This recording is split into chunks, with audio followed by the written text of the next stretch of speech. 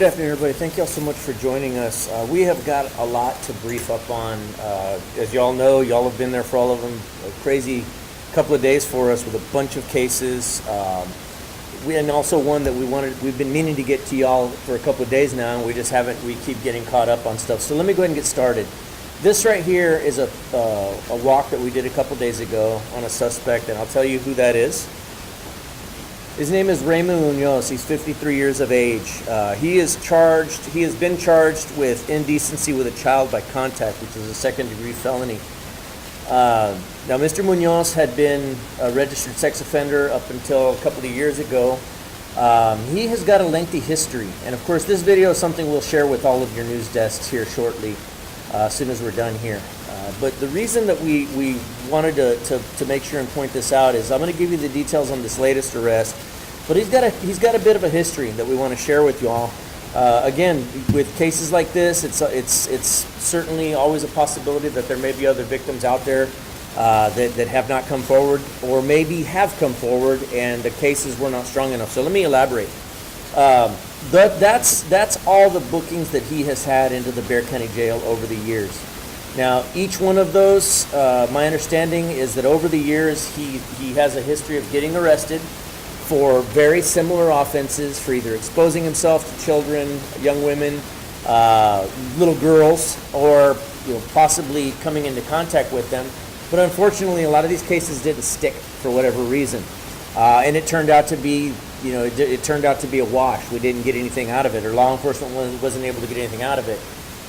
This time around, he was booked for the charge, and so what we're hoping is that if any of the victims from any of these other cases would care to come forward and talk to us, we'd love to get, maybe there's more information that has come forward, maybe they remember something else, or maybe we can corroborate something, but we certainly would want the opportunity to talk to any of the victims from these cases, or again, any other victims that we don't yet know about.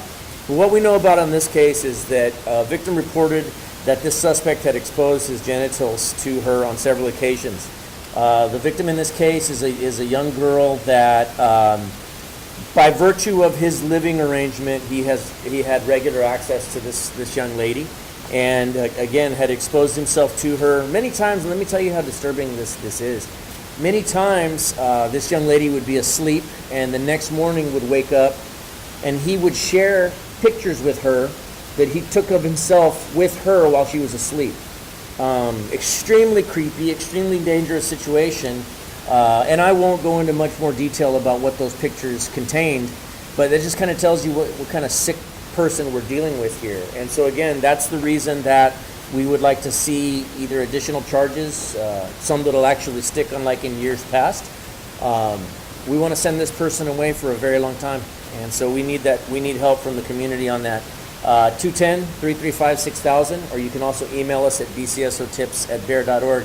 Este sospechoso, Raymond Munoz, 53 años de edad, se enfrenta con cargos sobre indecencia con una niña menor de edad. Es una felonía. Se aparenta que este sospechoso, por medio de la situación de su situación familiar donde él vive, tenía acceso a una niña que la niña nos reporta que este sospechoso le enseñaba sus órganos sexuales a ella. Muchas veces ella despertaba y él le enseñó fotografías en su teléfono que él tomó haciéndole cosas a esta niña mientras que ella estaba dormida, y ella nunca despertó hasta el próximo día, y él enseñaba fotografías de sus órganos sexuales y cosas que él estaba haciendo cuando ella estaba dormida. Este sospechoso tiene una historia que ha estado en esa cárcel varias veces, pero desafortunadamente los casos de él en años pasados nunca han llegado, nomás llegaban a un cierto punto y luego ya después de eso no cooperaban las víctimas, no nos llegaba suficiente información. Entonces ya para nosotros, ya que tenemos este caso, quisiéramos que otras víctimas vengan y nos den la información, o si algunas de las víctimas de estos casos que no se hicieron, si todavía quieren hablar con nosotros para ver si podemos poner más cargos sobre este sospechoso, por favor que nos hablen, 210-335-6000. También nos pueden mandar email, bcsotips@bear.org. Any questions on the sexual assault or the indecency with a child suspect? Fue arrestado en su casa. Yo le tengo que dar la información tocante dónde está la casa. Ahorita no tengo esa información disponible, sino que lo arrestamos sin incidente y ahora se enfrenta con esos cargos. Let me talk about the standoff last night. As many of you all know, we received a call last night on the far north side of the county for report of shots fired. When initially we got a call from the suspect in this case. This is him, Anthony Tijerina, 40 years of age. He is currently jailed on 2 counts of aggravated assault against a public servant, which is 2 counts of a first-degree felony. What we know is that Tijerina, at a certain point, called law enforcement and said he was being followed. Shortly thereafter, we got a call from Mr. Tijerina's neighbor, who their houses actually back up to each other. And so it looks like he jumped the fence and just basically got into her home. She knew him in passing as a neighbor. She didn't really know much about him. But I've got to hand it to this lady and another lady that was with her in the house. This guy comes into their house, barges in, armed with an AR-15, sweating profusely, kind of talking gibberish, pacing around, and obviously anybody in their right mind would be scared at that moment. And as I'm sure these 2 ladies were, especially in light of the fact that they had 2 babies in the house with them. They remained calm. They talked to him calmly. They kept him calm as much as they could. They were able to call law enforcement and tell us that their neighbor was in the house armed. And they got themselves out of that situation as quickly as possible. I commend these 2 ladies for having the presence of mind to not panic. At any rate, this is the weapon that he was armed with. He fired several shots at deputies. And one of the deputies returned fire. He was not able to strike the suspect at that point before the suspect retreated into that house, and our SWAT team and patrol deputies established a perimeter. We were able to establish communications with him and convinced him to give himself up.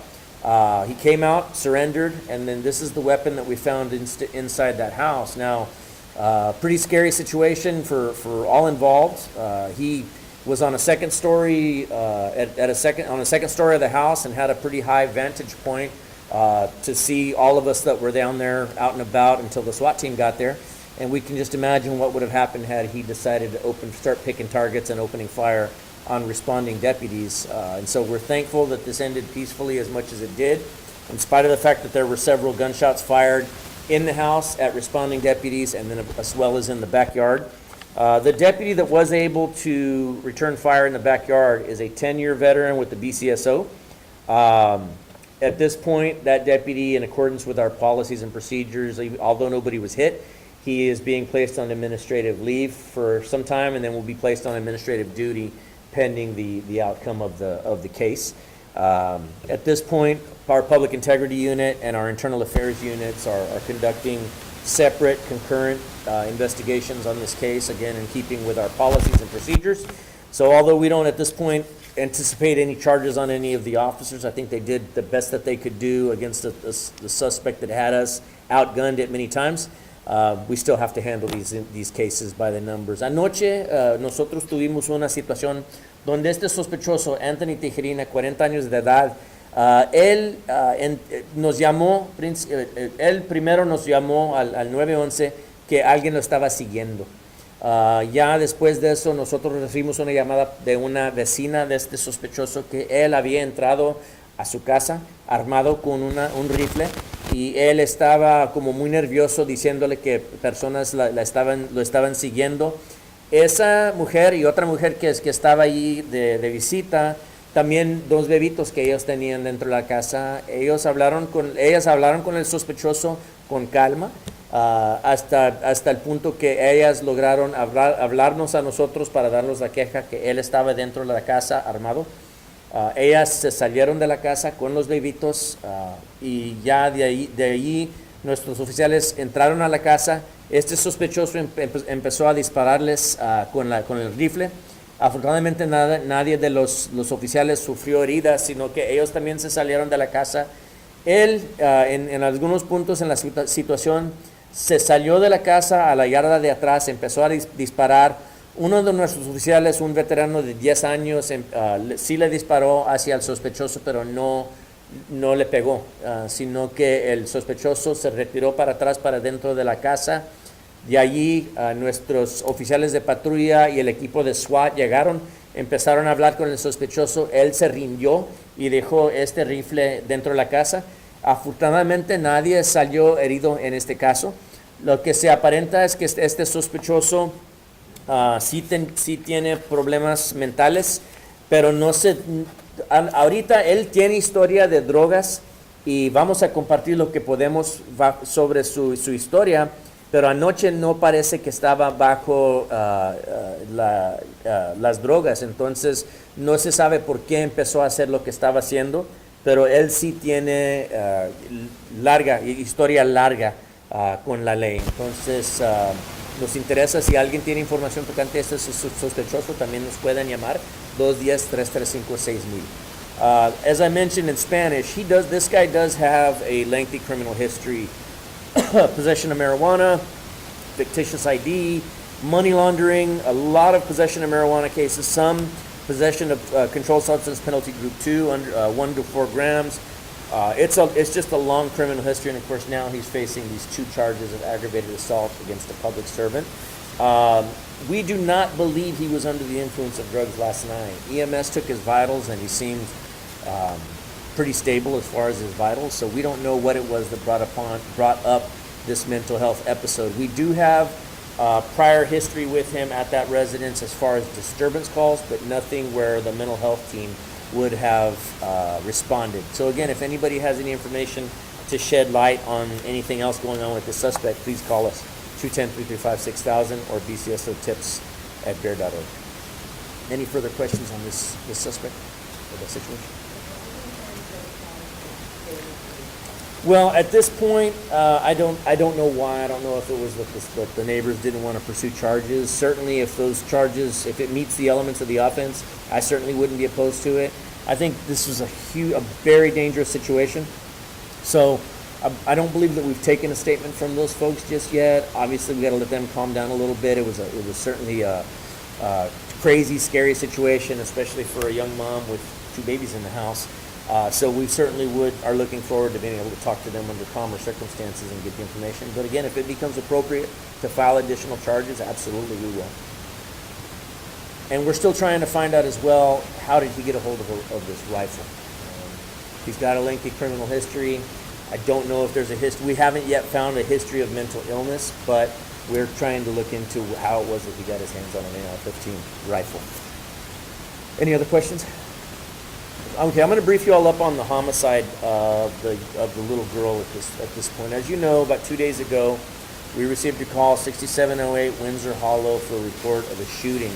We were looking for an Infiniti Q50, and yesterday we were actually able to recover what we believe to be that Infiniti. It was a stolen car. We were already tracking on that car during the course of we were looking for this Infiniti. We came upon a car that had been stolen out of the Converse area, pretty close to where the shooting. It had been stolen probably a week prior, I believe, or several days prior. And as it turns out, that vehicle was recovered yesterday in Alamo Ranch. An off-duty law enforcement officer was walking his dog. He remembered what he had seen on the media of what we were looking for, a gray Infiniti Q50. He called us. Sure enough, it was the car that we were tracking on that was stolen out of Converse. At this point, we don't know for a fact that this is the car that was involved in the shooting, but we've got it in our custody. We're going to be executing warrants on it and running some tests on it to see if if we can find any evidence that anybody was firing a weapon in or near that vehicle. And so certainly we'll be giving out more information on that. What I can also tell you is that we have also executed several warrants, search warrants, pursuant to this case as well. We have gotten some evidence. I can't really go into too much detail, but the case seems to be picking up steam again, as we're hopeful that we can make some arrests in the capital murder involving this little 4-year-old girl. We do know that her autopsy was a couple days ago, and the details that I've gotten as far as her cause of death, as I mentioned, was a gunshot wound to the head. We do know that gunshot wound, it appears she was shot in the back of the head. And as I mentioned to you all, the weapons that they were using were weapons that we believe they were weapons that we commonly refer to as Dracos, short-barreled rifles such as that. So it looks like a short AK-47, and that thing fires a devastating round, 7.62 round that tumbles almost as soon as it leaves the barrel of the rifle or the pistol or weapon. And so a tumbling round is going to be a very devastating round. As I mentioned to you all, on that house, and we can go back to showing video of the shooting itself on the house. As they're shooting, we were able to find the bullet holes in the front of that house. And the disturbing part about those bullet holes is even though he was almost at point blank range, the bullet holes were not round like you would see a bullet going into a hole. They were elongated, again indicating those bullets were tumbling almost as soon as they came out of that rifle. And so I can only imagine the physical damage that it did to those people. We know the physical damage that it inflicted upon the 5 people that were shot ultimately. And so we're hoping that family can recover from their wounds, physical wounds, but we know that they'll never recover from the loss of that little baby that died unfortunately at the hands of these guys. So again, we want to get them into custody. Now, with that being said, we have gotten some tips in this case.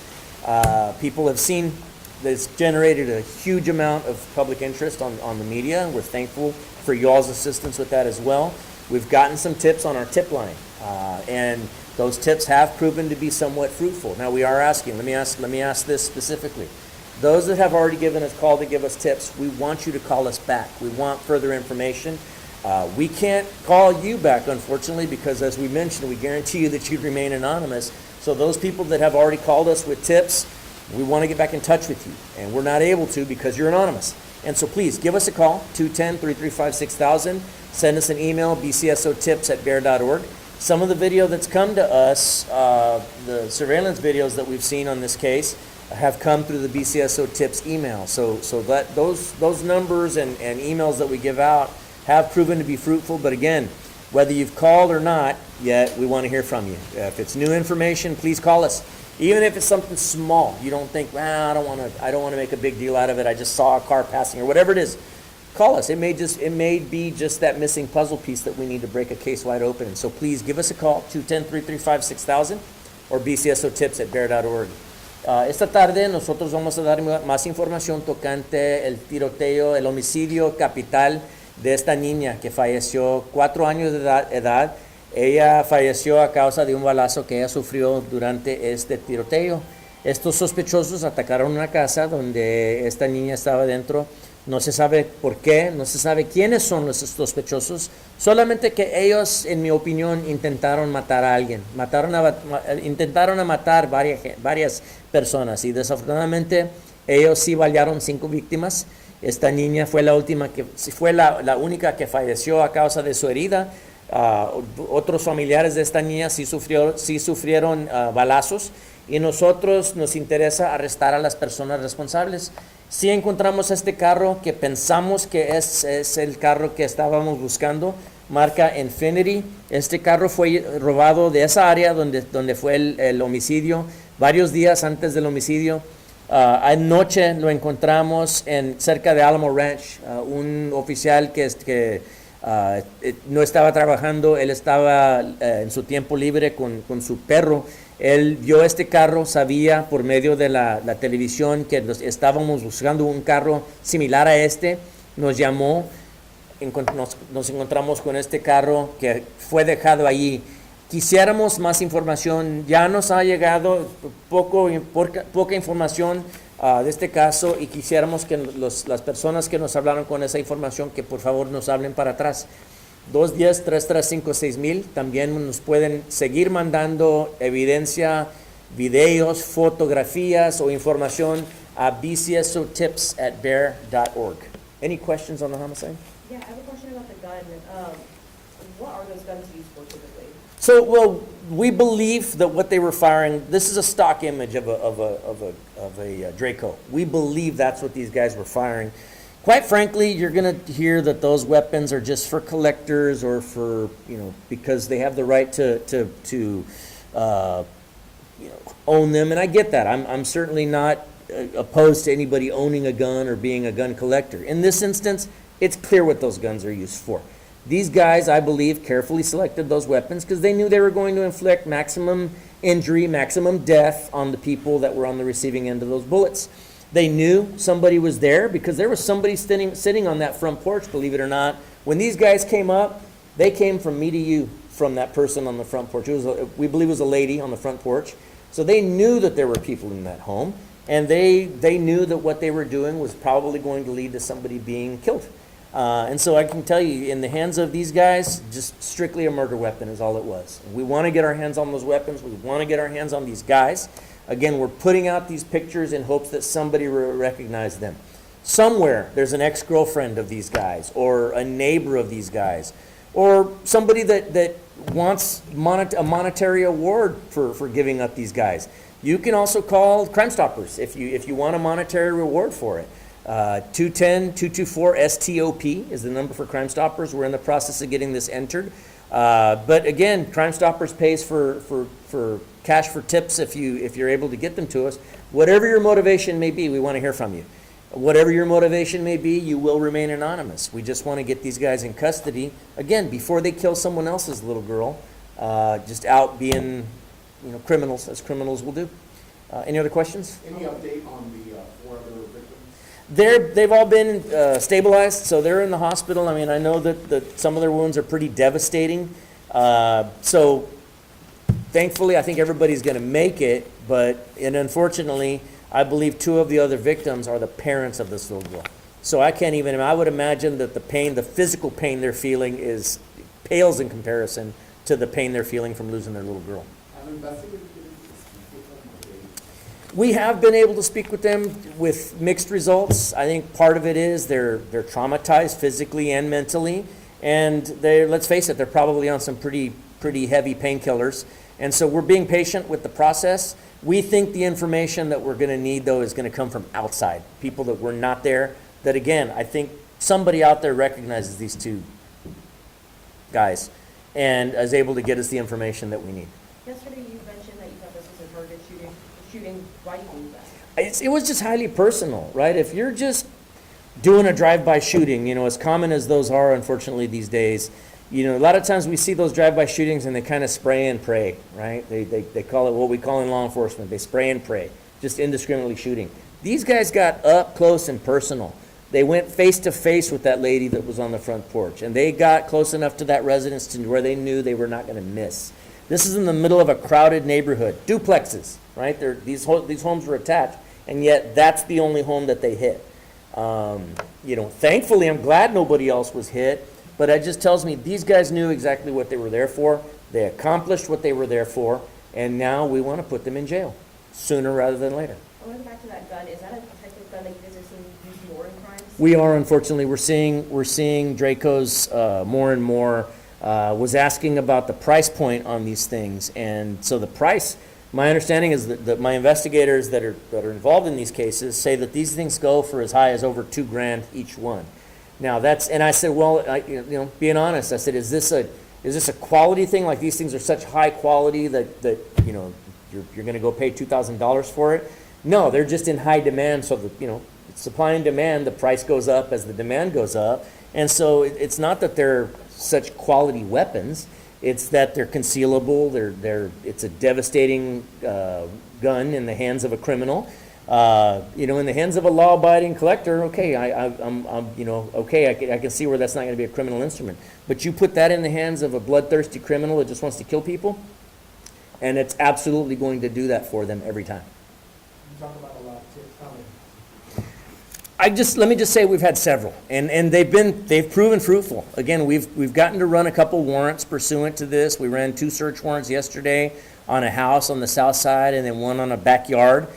We did find some evidence that leads us to believe that the folks there had some involvement in this. I don't know that they were the shooters, but again, I think we're on the trail of these folks. I can tell you I've got a lot of personnel working on this thing literally around the clock. They've broken themselves up into squads and are taking over and relieving each other throughout. And they've worked literally through around the clock since this shooting happened, and I don't think they're going to stop anytime soon. They're up there slamming coffee right now, brainstorming on what we do next, and they're continuing to follow up on leads. They're running warrants on cars here in our evidence bay. But I need the tips to continue to come in, 335, 6,000.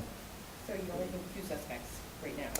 Well, 2 shooters. I think that it's possible, it's highly likely that there were more people in that car as well. So again, if you are one of the people that was in that car, maybe you didn't know what these guys were going to do. We'd like to hear from you. I'm certainly open to hearing any sort of explanation for why somebody may have been there or what they saw or what they did. I'd like to hear from them. If there's anybody else that's involved, even on the peripheries of this, I want to know. The person that was out front, was a victim too. So yesterday, we still have not figured out 100% who that person was. There was other people there that were not injured, and there were some that were injured to a lesser degree.